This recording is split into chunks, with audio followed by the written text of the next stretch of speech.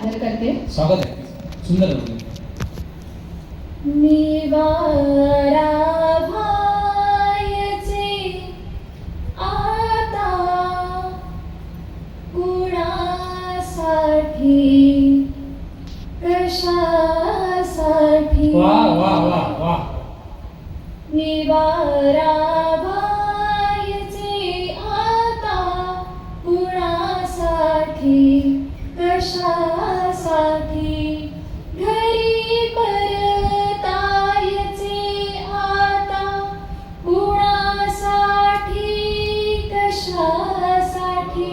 वा वा वा. घरी परतायचे आता कुणासाठी कशासाठी. वा वा वा. सुंदर. मला परतून येण्याची शपथ तू घातली नव्हती. वा. मला परतून येण्याची शपथ तू घातली नव्हती. कसे थांबायचे आता कुणासाठी कशासाठी. कसे थांबायचे आता कुणासाठी कशासाठी. वा वा वा वा. तुझ्या मी भूतकाळाची कशाला सावली हो. तुझ्या मी भूतकाळाची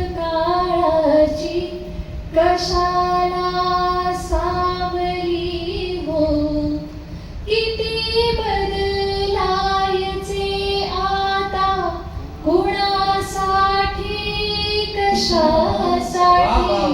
किती बदलायचे आता कुणासाठी कशासाठी. जुन्या रद्दीमध्ये विकते स्वतःला रोज मी हल्ली. रद्दीमध्ये विकते स्वतःला रोज मी हल्ली. किती कुणी वाचायचे आता कुणासाठी कशासाठी. कुणी वाचायचे आता कुणासाठी कशासाठी. वा वा वा वा. तुझ्या स्वप्नामध्ये जळले पहाटेचे धुके माझे.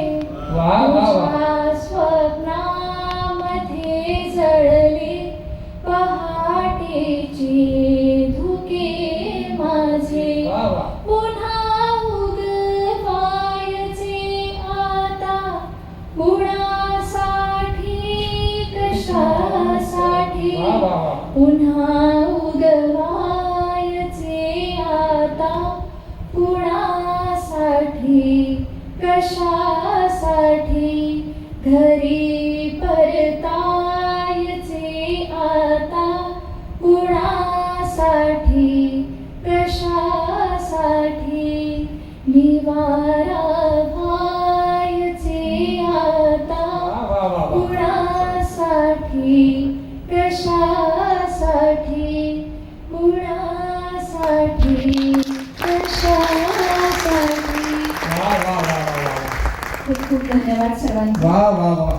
खरोखर एकदा जोरदार टाळ्या भक्तमालांसाठी घरामध्ये. अलगदपणे आपल्या कवितांमध्ये गझलांमध्ये होत असते आणि आपला स्वर मांडत असते. मला साधी सदी नावाच्या एका शायराचा शेर आठवतो की दे रहे हो तलाक गुरूरो कहर के साथ. दे रहे हो तलाक गुरूरो कहर के साथ. मेरा शबाब भी लौटा दो मेरे महर के साथ. मेरा शबाब भी लौटा दो मेरे महर के साथ. तर तेव्हा जे दुःख आहे स्त्रीचं ते त्या समर्थपणे कवीने त्या ओळीमध्ये मांडलेलं आहे. आणि तशाच प्रकारच्या अनेक गझला अनेक शेर आपण रत्नमालाचे आपण ऐकलेले आहात की आपलं स्वतःचं जगणं त्यामध्ये मांडलेलं असतं. नीरा भासली असं म्हणायचे की अच्छे शेर अच्छे कविताएं कोई भी लिख सकता है लेकिन खुद के शेर लिखनी चाहिए. आणि स्वतःचे अनेक शेर रत्नमाला लिहिलेले आहे. मी खरोखर तिचं मनापासून कौतुक करतो, अभिनंदन करतो. आणि स्वतःचे शेर लिहित असताना तिच्या गझलेमध्ये एक विसरा आला होता की कुण्या कवीने इतक्या रात्री लिहू नये. मला असं वाटतं की हा लग्नानंतर शेर असावा अनिकेतला. कुण्या कवीने इतक्या रात्री लिहू नये. नेमकं कोणत्या कवीने इतक्या रात्री अपरात्री लिहिलं होतं हा कयास आपल्याला लावता येणार नाही. पण वैभव देशमुख म्हणतात की कवीचं जगणं कसं असतं. वैभव देशमुख असं म्हणतात की मी रात्र रात्र कवितेच्या पाण्यावर वाहत असतो. मी रात्र रात्र कवितेच्या पाण्यावर वाहत असतो. मी दिवस दिवस कुठल्याही काठाला लागत नाही. त्यामुळे रात्र रात्र अशी कवितेच्या पाण्यावर वाहणारे आम्ही कवी असतो. आणि खरं तर दोघांचं पाहिल्यानंतर मला प्रश्न पडतो की नेमकं आता कविता कोणाच्या चांगल्या होत असतील. तर असं म्हणतात की माणसाला बायको जर शायराला विशेषतः शायराला कवीला जर बायको चांगली भेटली, नवरा चांगला भेटला तर त्याच्या कविता चांगल्या होतात. नाहीतर म्हणजे संसार चांगला होतो, नाहीतर मग कविता चांगल्या होतात. पण मला आनंद आहे की दोघांच्या संसारही चांगला सुरू आहे आणि कविता सुद्धा चांगल्या सुरू आहे. मला ऐकलेलं आहे. नक्कीच पुढे योग आला तर अनिकेत दादांना सुद्धा आपण ऐकणार आहोत. पण मी खरोखर दोघांचे कौतुक करतो की आपण आवर्जून माझ्या आग्रहाखातर या कार्यक्रमाला आलेले आहात. आणि हे सगळे सुद्धा हे माणसं म्हणजे यांच्या तारखा सुद्धा आपल्याला मिळत नाही. आज इथे असतात, उद्या कुठे असतात.